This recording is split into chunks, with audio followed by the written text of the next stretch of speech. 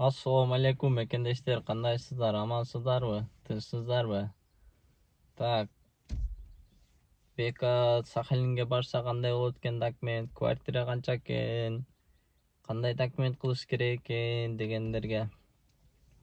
Сахалинге келесиздер, келгенде 3 айлыкка коесуздар регистрация. 3 айлыктар 5000 сом экен, 5000, 7000 ар кандай. Анан кийин Медаш Мотордан өтөсүздөр, Медаш Мотор 10.000 кетет экен. 10.000 Медаш Мотор, отпечатка палец тапшырасыздар. Квартиралар болсо, комнаталары, бир комнатасы 15.000, 17.000, ошондой эле болот. Ошондой эле экен. Москвадагыдай эле да как. Анан кийин адам башына 5.000, 6.000ден баары ичинде. Бир комнатасында 3-өө, 4-өө жатышат экен.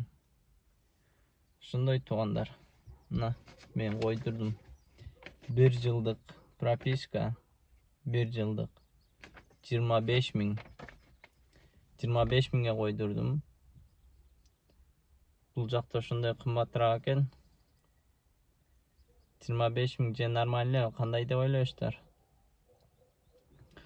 Бул жакта официальный иштеш керек экен. Болбосо 3 айлыкты койдургандан кийин 1 жылга узартпайт экен. Так, миграционныйга барып, миграционный картанын аркасына печать бастырат экенсиздер да. 1 жылдык алантыш үчүнчү.